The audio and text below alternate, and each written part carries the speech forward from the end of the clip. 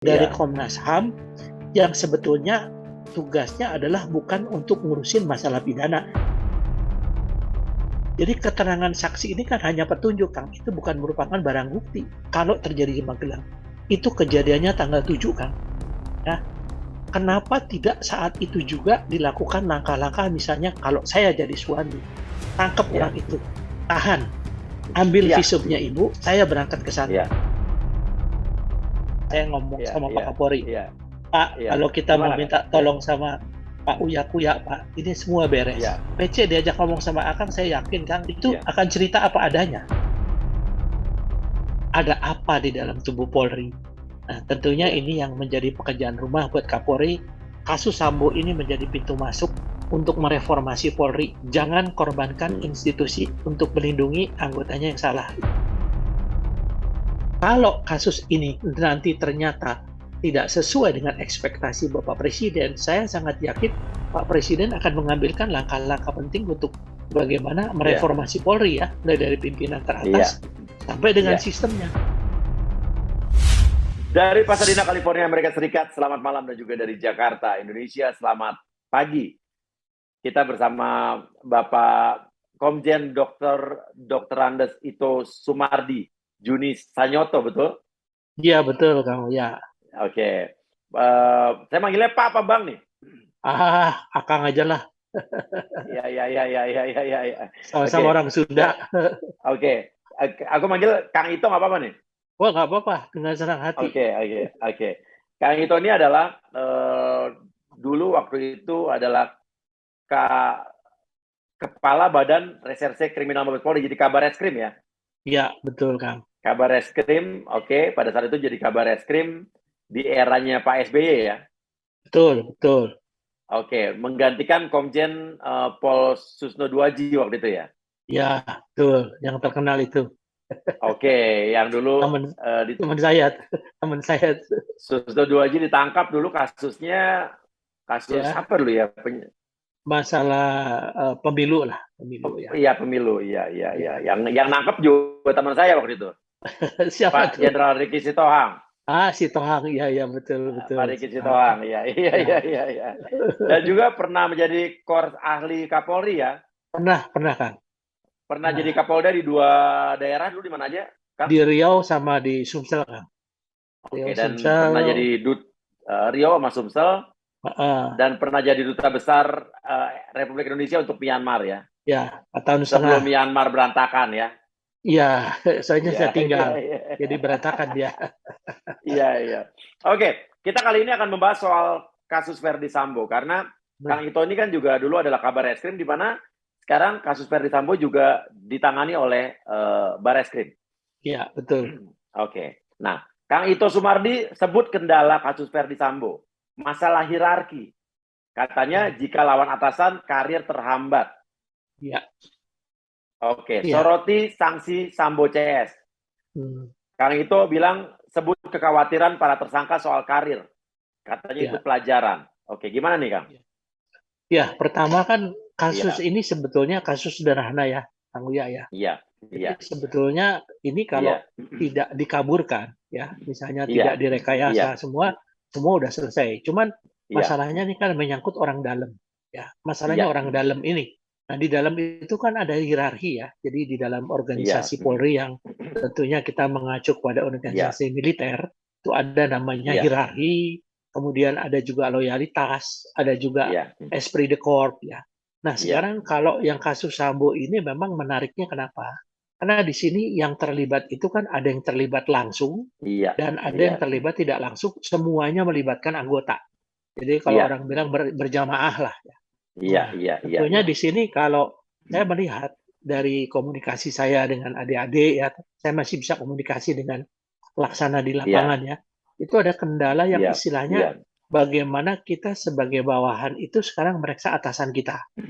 Nah, iya, sementara selama ini sudah ada ikatan emosional ya, ikatan emosional iya, dan ikatan hierarki di antara kita. iya, Tentunya kan mau tidak mau secara manusiawi ada kegamangan ya. Ada kegamangan iya, kalau orang Jawa bilang tuh ewuh pekewuh lah ya untuk bagaimana ini. Tapi kan sekarang dengan sorotan masyarakat yang sedemikian kencang ya dan juga perhatian Presiden, mau tidak mau, suka tidak suka, kita harus penegakan hukum ya. Jadi memang kalau kita melihat penanganan kasus ini dengan yang melibatkan masyarakat biasa, ini Kang Uya itu beda sekali tuh. Iya, Suasana kebatinannya tuh beda banget lah. Nah, iya, contohnya iya, misalnya, kalau saya waktu masih jadi anggota Polri, itu saya sering bertentangan dengan pimpinan. Pada saat saya tidak mau mengikuti perintah pimpinan, ya besok pagi mungkin beberapa waktu kemudian ya saya istilahnya diparkir lah. Ya, iya, parkir. Jadi karena apa? Yang kita lawan adalah kekuasaan dan yang punya kewenangan. Nah, di sini iya. makanya Kapolri kan kemudian ya dengan saran dari berbagai pihak mencopot ya, kemudian menonaktifkan, mencopot yang bersangkutan supaya tidak punya lagi kewenangan yang dimiliki sama dia. Oke, iya, Cuman kan jangan lupa bahwa di sana juga masih banyak orang-orang yang iya, loyal sama beliau kan. Paling tidak iya, kita juga mikir-mikir juga. Itulah kendalanya kan. iya. Oh iya ya. Oke. Jadi tapi intinya kalau ada kendala hierarki tadi, di mana bawahan memeriksa atasan, walaupun Ferdi Sambo sudah dicopot, gitu kan. Tapi keyakinan Kang Ito sendiri, ini Polri dan khususnya Barreskrim bisa presisi dan cukup kredibel tidak menangani kasus ini? Ya. Kita kalau bicara Feeling, masalah intuisi. ya bicara masalah organisasi kan tergantung pimpinannya ya. Iya, iya, iya. Otomatis ini langsung diambil alih oleh Pak Kapolri ya melalui Iya, Agung ya. Saya kan kenal semua iya, tuh beliau kebetulan pernah kerja sama juga, pernah juga jadi anggota saya. Agung, iya, kemudian Pak Agus ya, Pak Dopiri ya. iya, Itu semuanya bertanggung jawab sama Kapolri. Di sini Kapolri itu to be or not to be ya. Jadi apapun iya, juga harus kita lakukan perintah presiden. iya, Karena bisa menyangkut juga kalau nanti tidak dilaksanakan, ya tentunya paling tidak ada penilaian yang kurang baik dari presiden sebagai panglima tertingginya polisi ya. Nah, jadi di iya, sini tentunya Pak Kapolri memiliki beban yang sangat berat ya untuk bagaimana menegakkan marwah institusi dan iya. tidak ada alasan di bawah main-main. Ya, nah disinilah Oke, memang untuk kasus ini menariknya di situ Tukang Buya ya.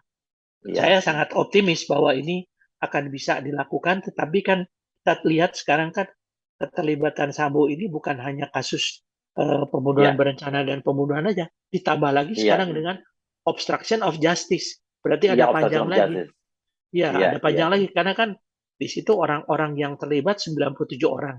Tetapi kalau tidak melibatkan Sambo, loh mereka disuruh siapa? Kan disuruh oleh Sambo betul. kan. Nah, Nggak sekarang mungkin Sambo sendiri ya. dikenakan. Iya, Iya. jadi nanti ada kasus yang berdiri sendiri kalau istilah di pidana tuh di-split lah gitu kan. Oke, dipisah-pisah ya, jadi ya, Ya, biar betul. nggak, iya, tumpang tindih. Nah, tanggapan Kang Ito sendiri soal keterlibatan anggota Polri yang menghalangi kasus dan menghilangkan barang bukti di lapangan gimana? Yang pertama ya, itu Iya, karena mereka dalam in-group. Jadi paling tidak ingin melindungi pimpinan.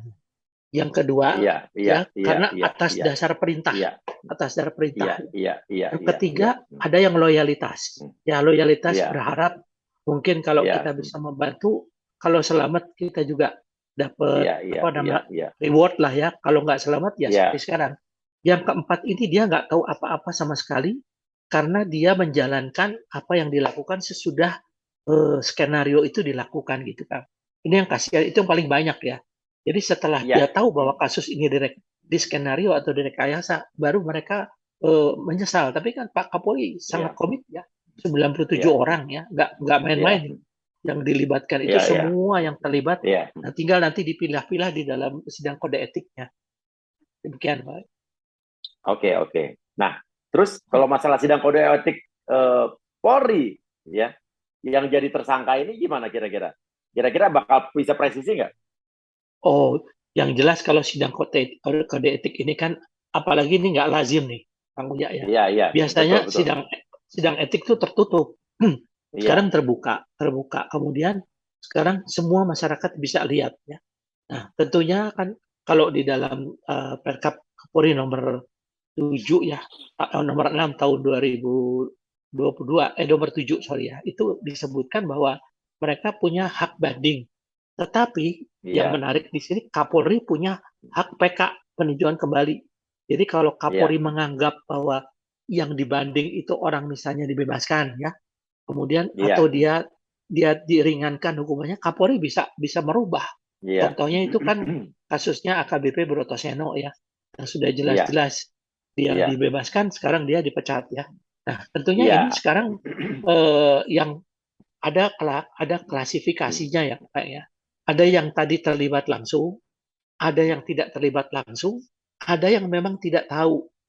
Tentunya nanti ini pun ada kebijakan yaitu pelanggaran kode etik ringan, pelanggaran kode etik sedang, dan pelanggaran kode etik berat.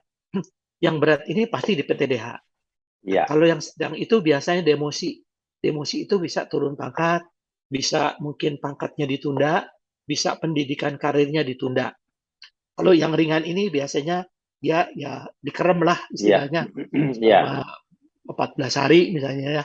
Ya kira itu udah ada mekanismenya yang ada di kepolisian demikian. Oh ya. Iya. Iya. Oke. Nah, eh, ini Kang Ito juga sempat komentar soal ini nih. Ungkap Kang Ito sempat bilang ungkap peran penting Presiden Jokowi tentukan nasib Ferdi Sambo di kepolisian. Kenapa mesti sampai Jokowi? Ya begini, masalah ini Iya. kan menjadi perhatian daripada presiden. Iya. Iya. Presiden ini tentunya mendapatkan masukan Kang dari mana-mana bahwa Iya. ada kesan dan kecurigaan bahwa kasus ini cenderung ditutup-tutupi. Kita semua kan tahulah Iya. dikaitkan dengan masalah konsorsium, masalah Iya. ketersandaraan pimpinan dan sebagainya.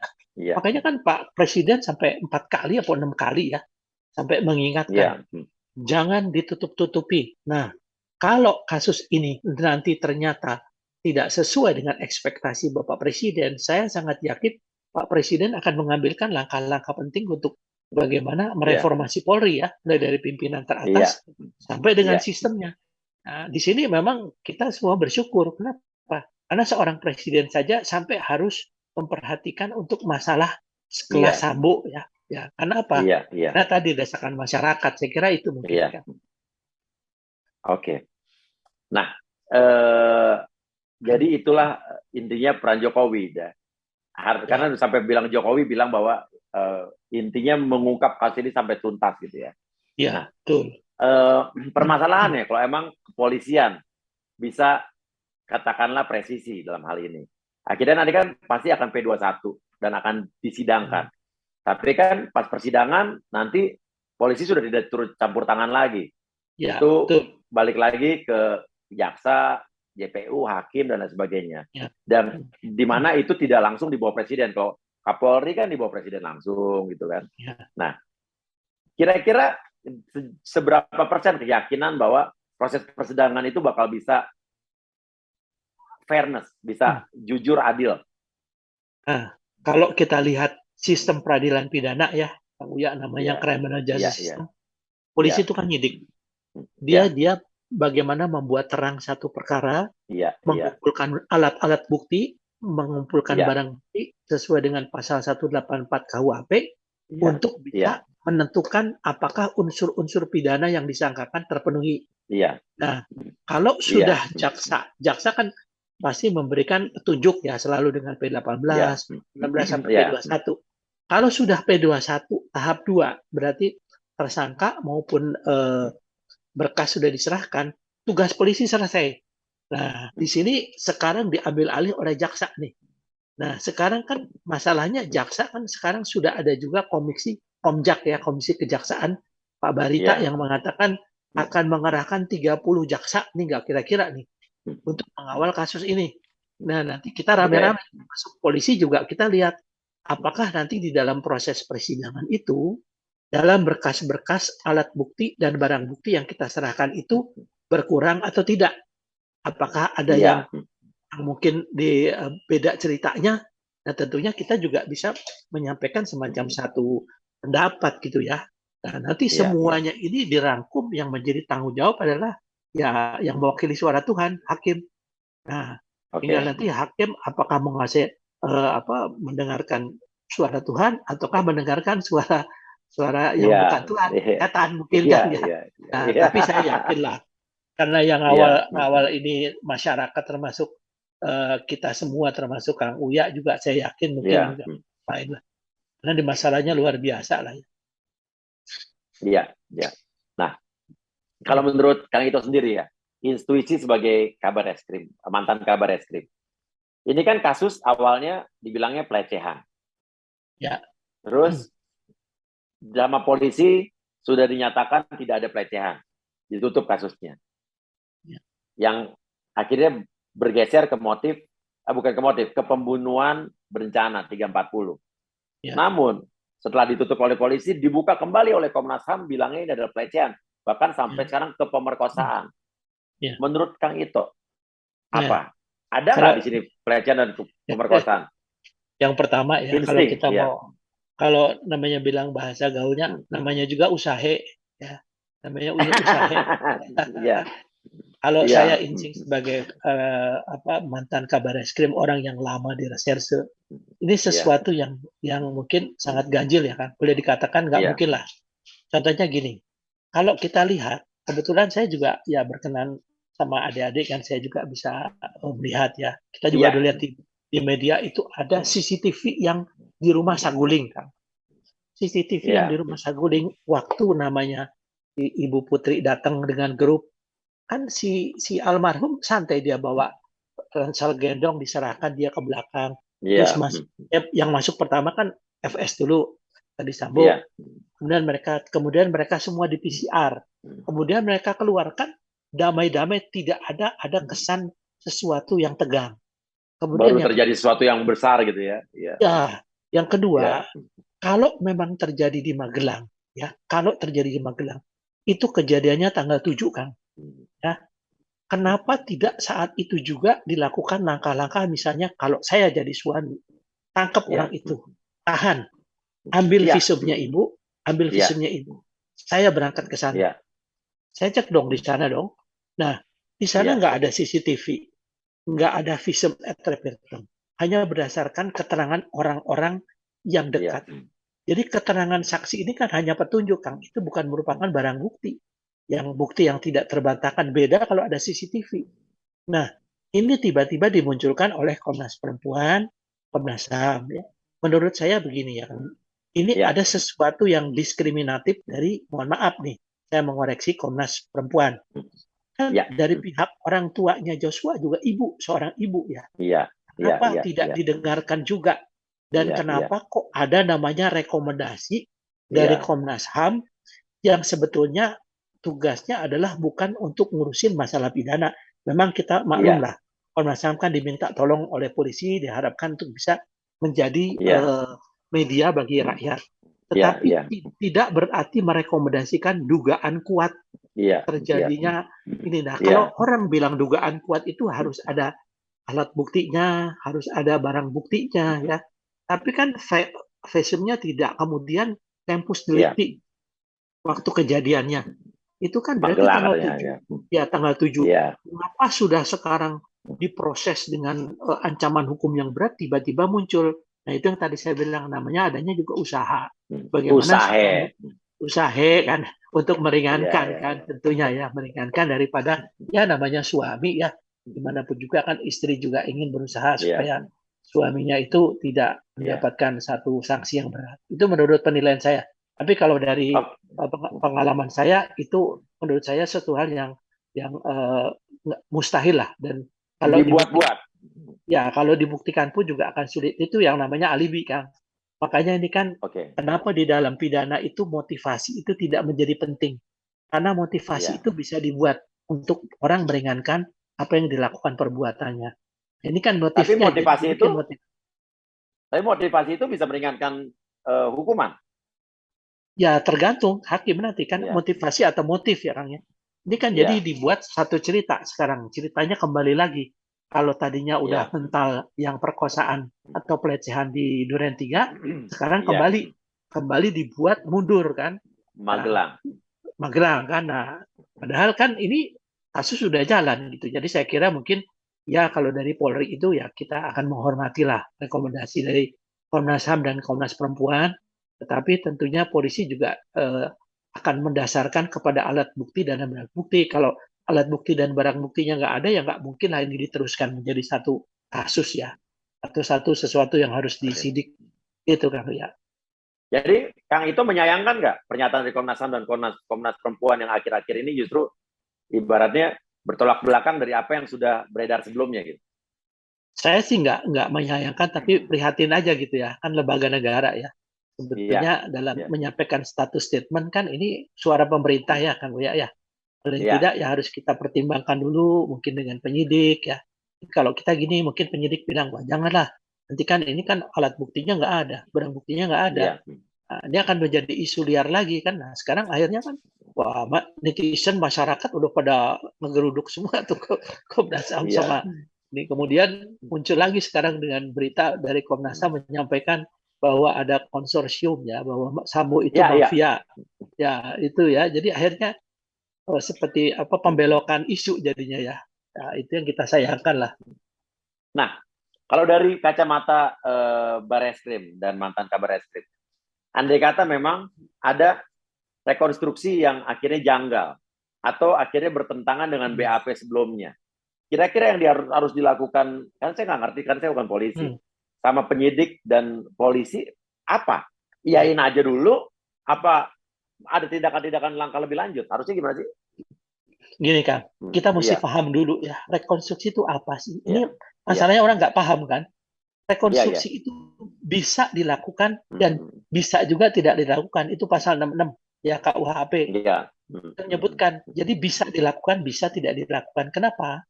Karena rekonstruksi ini kan mencoba untuk menyatukan hasil daripada pemeriksaan saksi-saksi membuat menjadi satu cerita. Nah, cerita ini kan ada orang yang istilahnya menolak, ada yang mengatakan. Kita sekarang bukan lihat percaya atau tidak percaya. Sumber yang pertama ini adalah dari Baradae, karena dia sebagai justice Iya. kolaborator. Pasti dia menceritakan apa adanya. Nah, waktu dia menceritakan, ternyata Sambo itu menolak beberapa adegan. Tapi dia mengakui, Iya. mana yang mengakui ya. Dan, nah, Iya. otomatis digantikan oleh peran pengganti, ya, peran pengganti. Nah, peran pengganti ini tentunya yang nanti akan menjadi cerita, Kang. Jadi cerita kepada hakim. Hakim nih, Bapak percaya yang mana nih? Itu kan Pak Hakim. Oke. Karena Iya, iya. rekonstruksi itu sebetulnya di dalam proses peradilan Iya. tidak terlalu penting, Kang. Karena itu Iya, cuma iya. memudahkan hakim itu mendapatkan satu cerita kayak Iya, ada iya, iya. skenario lah. Iya, Kalau Kang Uya iya, bikin iya. film, ada skenario-nya, Iya. nah ada adegannya kayak apa gitu. Adegan kan bisa aja dibuat-buat kan. Namanya juga kalau Iya. artis kan kadang-kadang kan harus bisa bisa berbuat sesuatu yang mungkin yang tidak dilakukan atau yang dilakukan menjadi tidak dilakukan kan. Dunia ini kan Iya. panggung sandiwara kan katanya. Buat Betul, Albar. betul. Panggung settingan. Ya, betul, Jadi betul. kira-kira kalau tadi ada usaha-usaha ya, karangan-karangan cerita gitu ya. Artinya memang ini ada yang menyeting atau membuat settingan ini ya dalam cerita yang Ya, berkembang nih. kan sudah diakui Dari sama Pak Sambo, itu sudah diakui bahwa saya semua yang skenario ya. Nah, saya kira mungkin ada satu lagi mungkin yang temannya dia yang penasihat ahli Kapolri ya yang namanya Fahmi. Saya kira dia juga ya harus didalami, harus diperiksa karena dia terlibat langsung juga Nah, itu. gimana tuh Fahmi yang akhirnya mengundurkan diri ya sebelum kasus ini mencuat, harus diperiksa juga karena kayak sekarang adem-adem aja nggak ada yang menyinggung ya.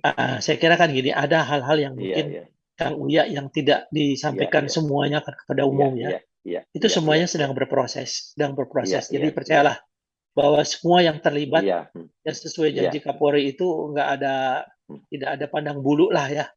Ya, jadi semua akan dikenakan lah, termasuk yang bersangkutan gitu. Karena ini kan satu cerita, skenario yang harus dibuka dalam proses iya, peradilan. iya. Saya kira jaksa juga pasti akan nanya itu. Karena jaksa yang akan berjuang nanti kan. Gitu Oke. kira-kira. Dan kira-kira menurut Kang itu jadi raja settingannya siapa nih? Ya pelaku utamanya Ferdy Sambo lah. Raja settingan.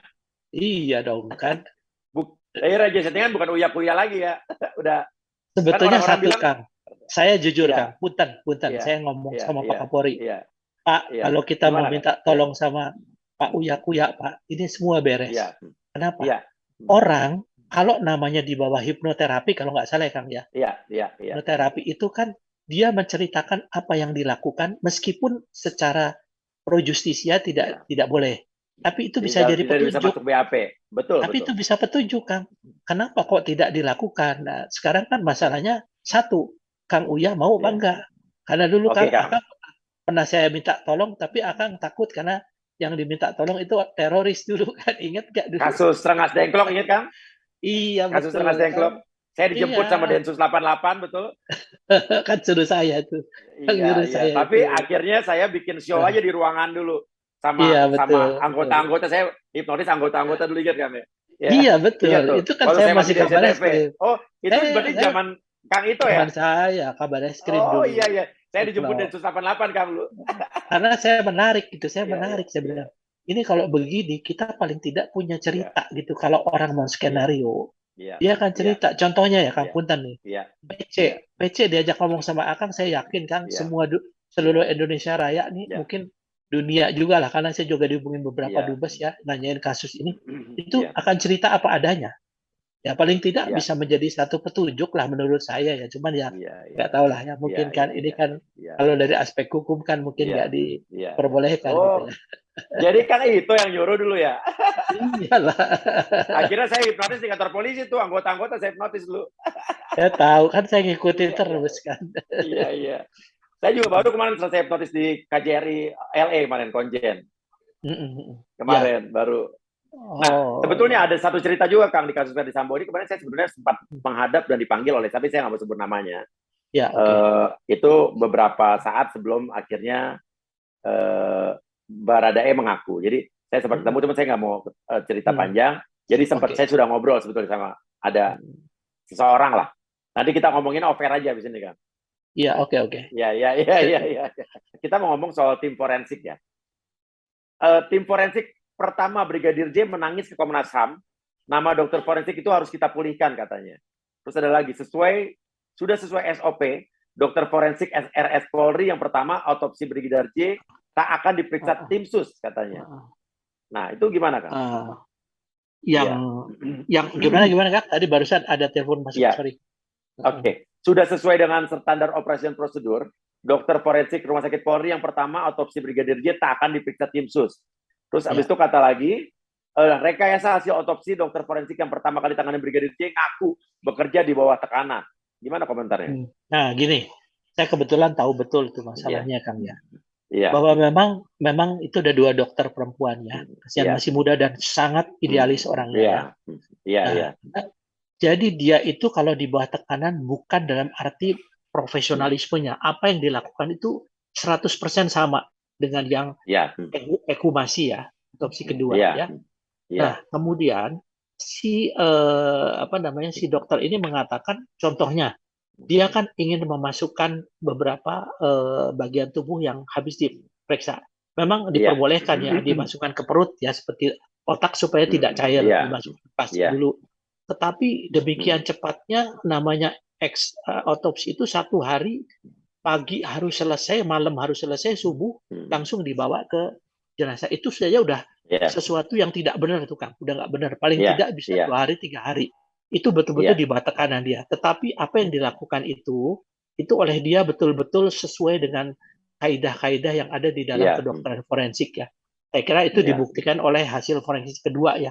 Kalau itu saya sangat percaya, karena saya kebetulan juga dulu kan lama di reserse ya, ketemu dengan almarhum Dr. Muknin, tahu bagaimana namanya otopsi itu ya. Saya kira mungkin hanya itu saja, di bawah tekanannya itu adalah tekanan waktu ya, pressure waktu, dan juga tidak diberi kesempatan untuk misalnya menjahit dulu dengan baik gitu ya.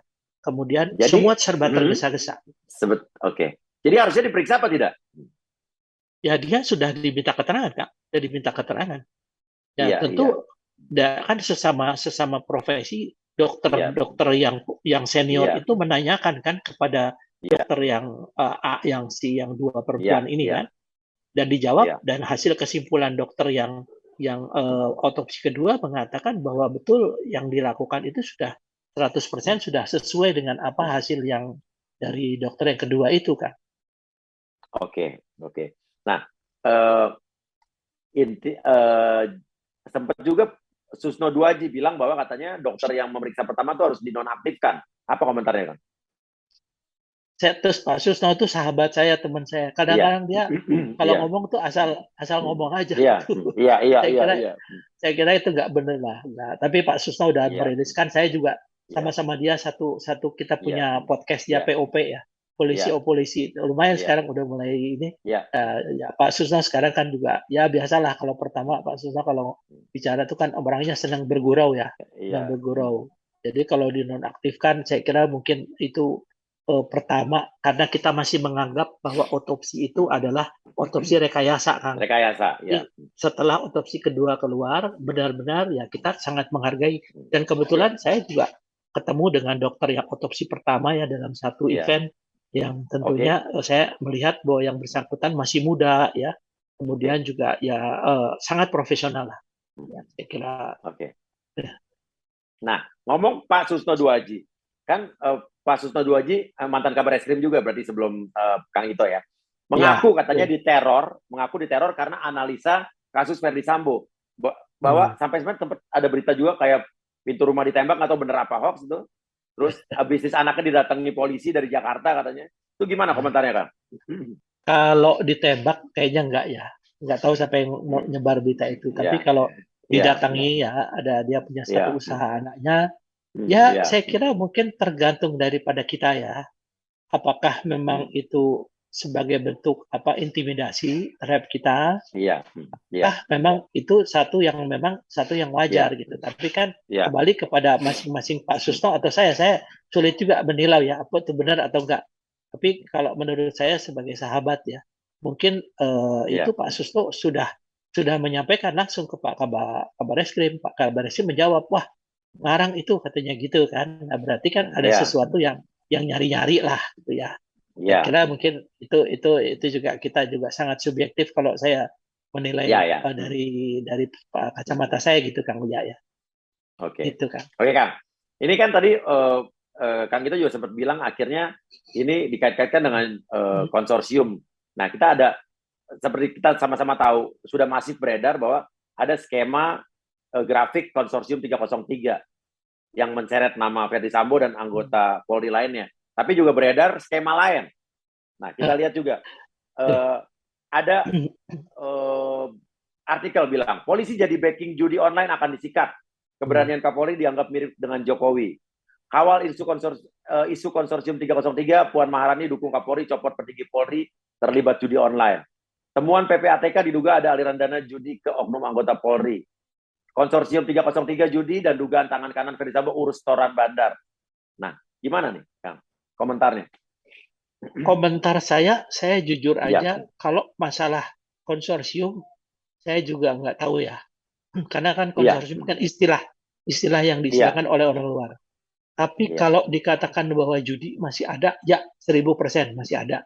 Karena teman saya juga yang tukang-tukang judi yang di beberapa daerah yang saya pernah tugas, ya dia kerjanya tiap malam juga judi juga gitu kan. Nah, kemudian kalau kita bicara masalah judi kan, judi ini adalah sesuatu kegiatan yang melanggar hukum, tapi berjemaah gitu kan. Institusinya bukan polisi aja. Jadi yang backing banyak. Ya contoh, mohon maaf, saya kasus yang di Semarang, orang Kopral. Nah, itu kan dia kan bandar judi online kan, yang mau bunuh istrinya itu dia bunuh diri. Ada lagi beberapa tempat kepala daerah, Satpol PP dan lain sebagainya. Nah, kalau kita mau memberantas judi, nggak cukup polisi aja Kang Uya. Harus ada istilahnya Badan Penanggulangan atau Pemberantasan Perjudian Indonesia. Nah, itu semua harus ada tuh, harus ada tentaranya, harus ada polisinya, harus ada Pemda, harus ada. Tapi kalau hanya polisi saja, saya sangat tidak yakin bahwa itu akan hilang. Atau kalaupun ada, tiarap sementara, gitu kan. Biasalah namanya orang judi kan gitu Kang ya. Tapi kalau terkait dengan setoran-setoran ke polisi, kalau menurut saya pribadi jujur mungkin aja ada. Cuman kan sekarang masalahnya 3 nih Kang. Yang satu ketahuan, yang satu belum ketahuan, yang satu nggak ketahuan. Nah, yang mana kira-kira? Ya kan? Jadi kalau tadi ngomong yang soal Semarang kan, di Semarang kan tentara ya yang bunuh istrinya terus dia bunuh diri. Jadi artinya yang membacking judi online bukan hanya polisi, tapi tentara juga. Bukan. Termasuk ormas. Saya kan mantan kabar eskrim. Saya tahu. Tempat hiburan kan. Ya, termasuk ya mungkin orang-orang yang ada oknum-oknum ya Kang ya. Punten nih. ada oknum-oknum yang di pemerintahan, ya, terutama di penegak hukum, ya, kemudian yang Iya, istilahnya kalau ibaratnya kita dulu mau gerbek satu tempat judi, judinya ada di satu tempat lokasi yang kalau kita masuk kita bisa digebukin sama rakyat, gitu kan? iya, Nah, jadi ada di satu lokasi yang memang dijaga ketat sama preman-preman. iya, iya, Nah, sekarang memberantas judi di Indonesia ini iya, tergantung lihat. Saya pernah dinas di Bali pasca bom Bali ya, iya, Kang Uya ya.